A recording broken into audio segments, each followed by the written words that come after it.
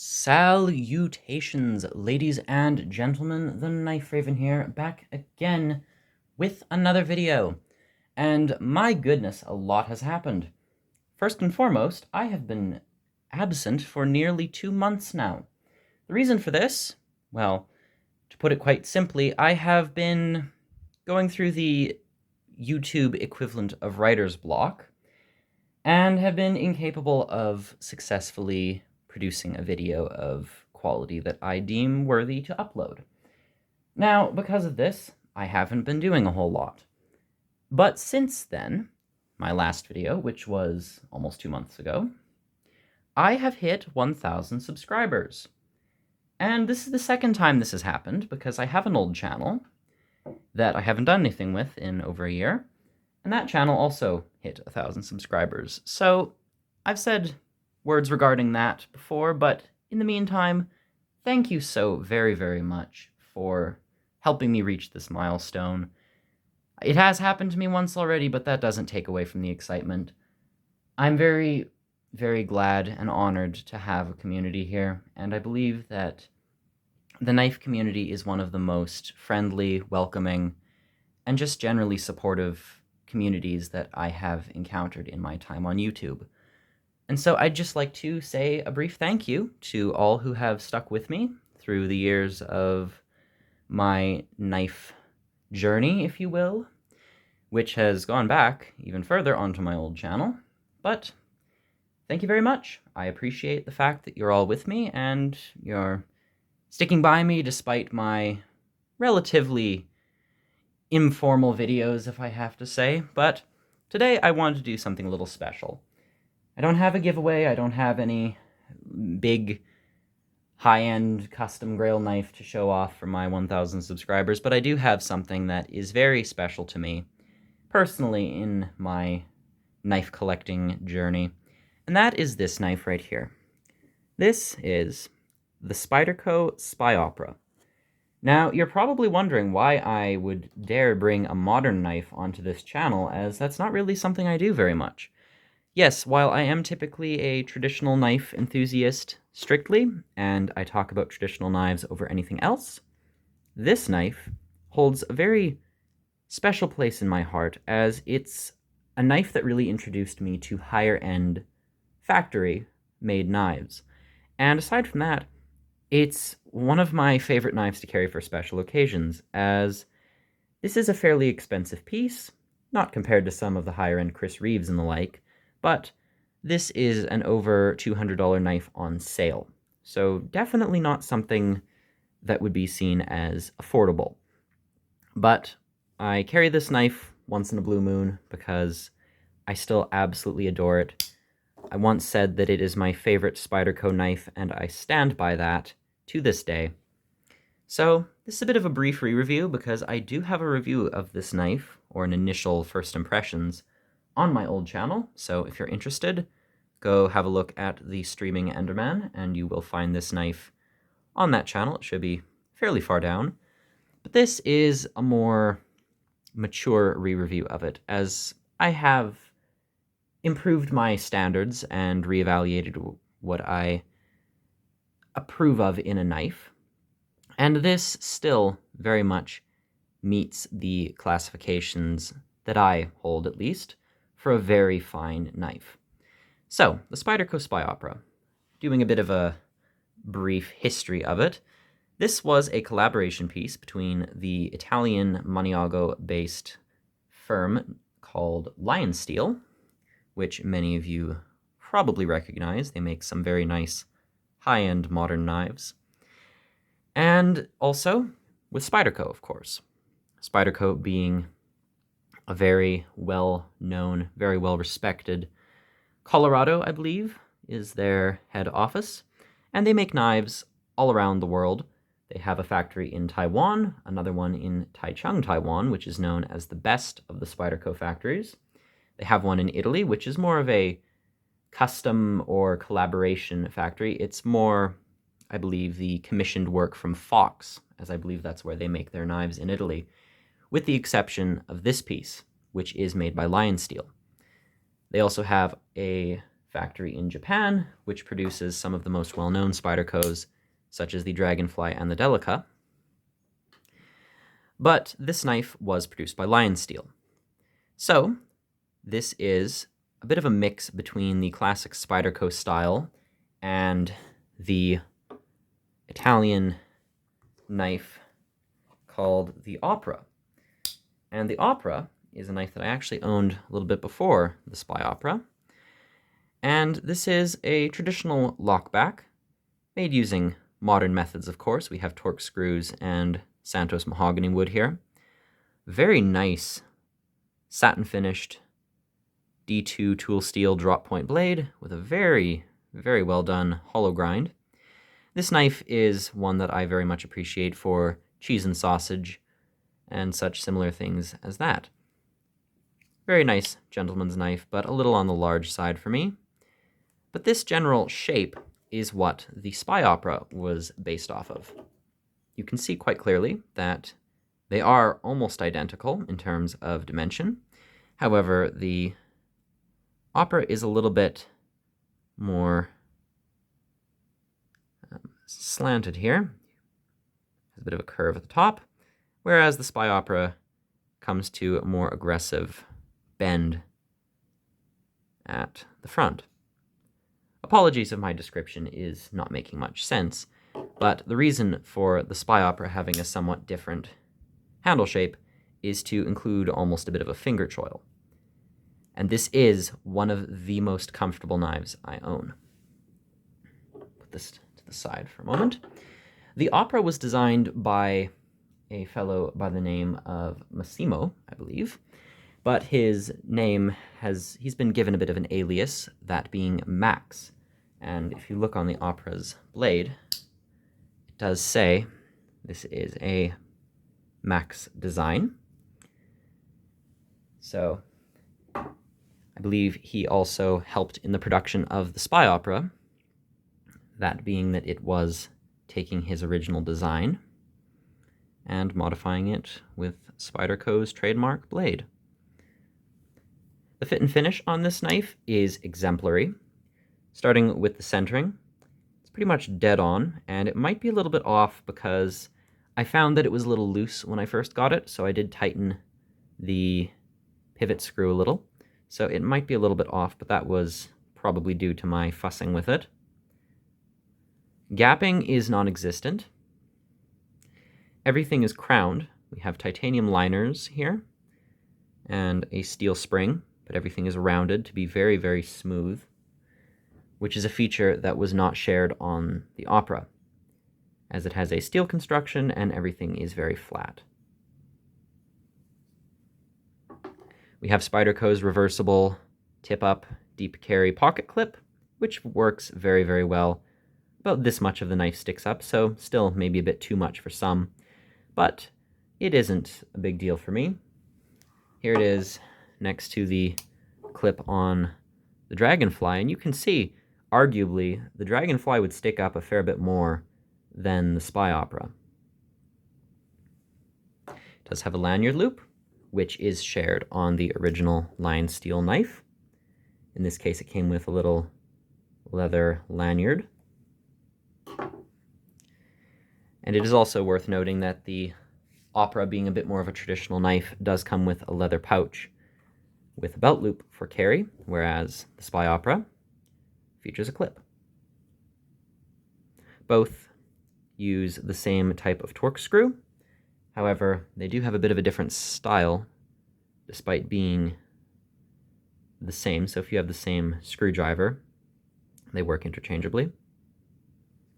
And of course, the Opera is featured in a variety of materials, this being Santos mahogany wood, which unfortunately is a little bit dry and thus prone to cracks. As you can see here, replacing one of the screws, it didn't take much tightening and a little crack formed. So that is something to be wary of, but the Opera has no such problems as it features natural Canvas Micarta, a material that I very much like the look of, and it offers a nice slight texture in the hand while still remaining relatively smooth. It's textured just enough to have a feel to it, but at the same time, it's far from brittle or scratchy. For example, here is the FRN on the Dragonfly, which has the bidirectional tech string, which provides a very strong, sturdy grip, but is far from smooth. This is more on the smooth side. It has a beautiful grain, or pattern if you will. Again, that being natural canvas. This isn't dyed in any particular color.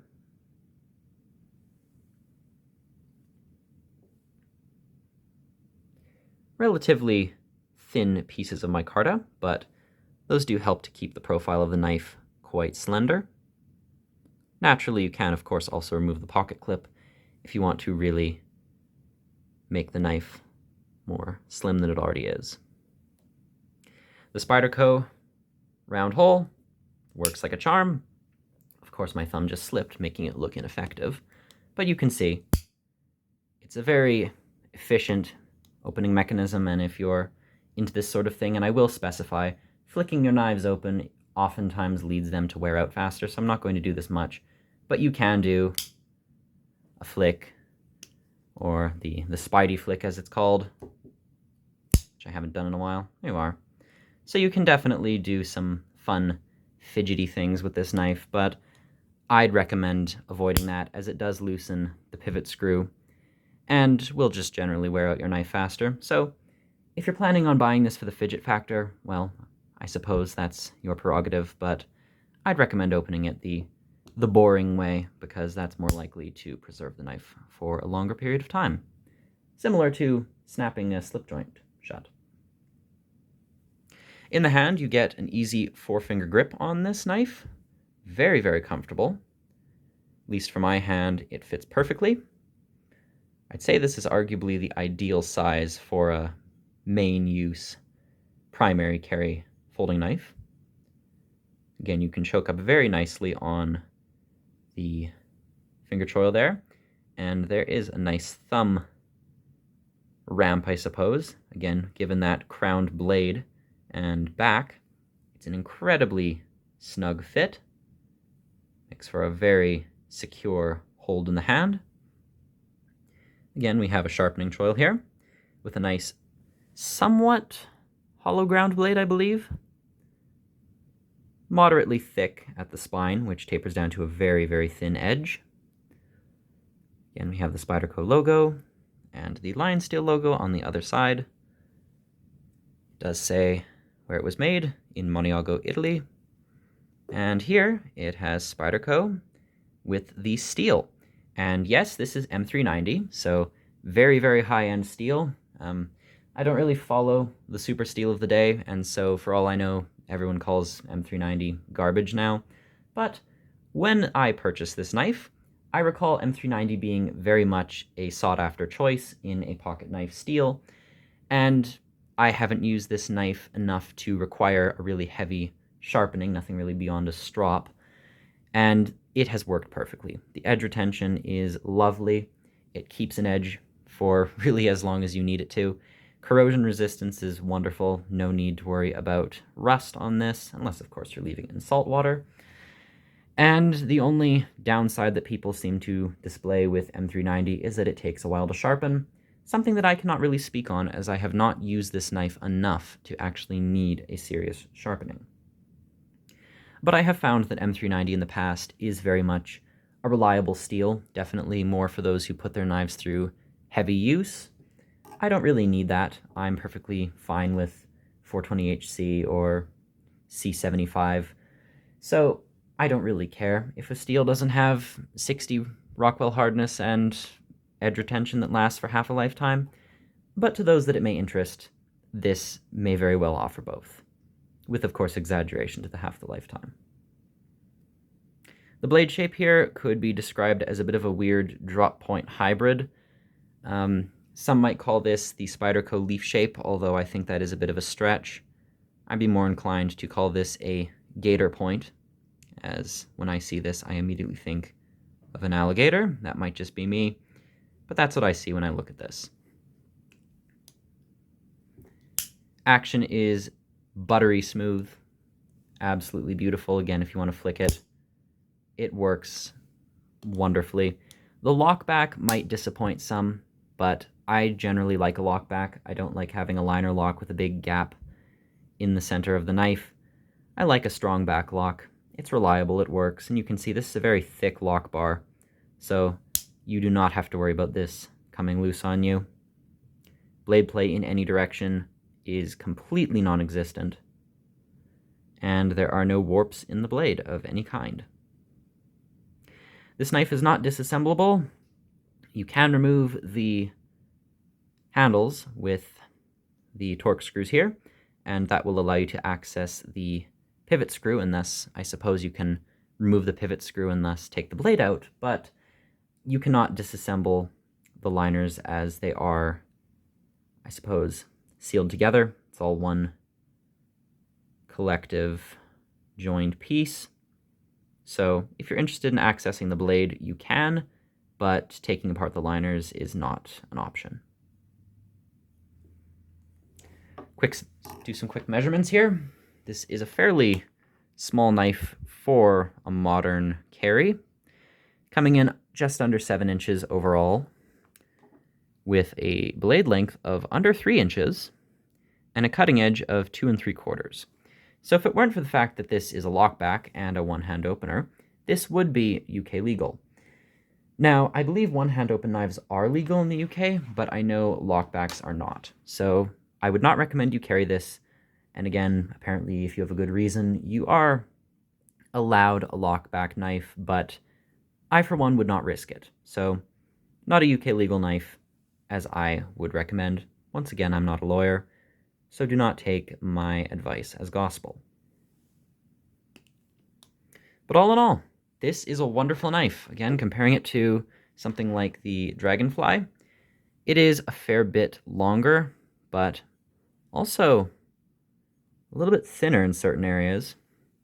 It's a very, very elegant knife, definitely more in the gentleman's everyday carry realm, if you will.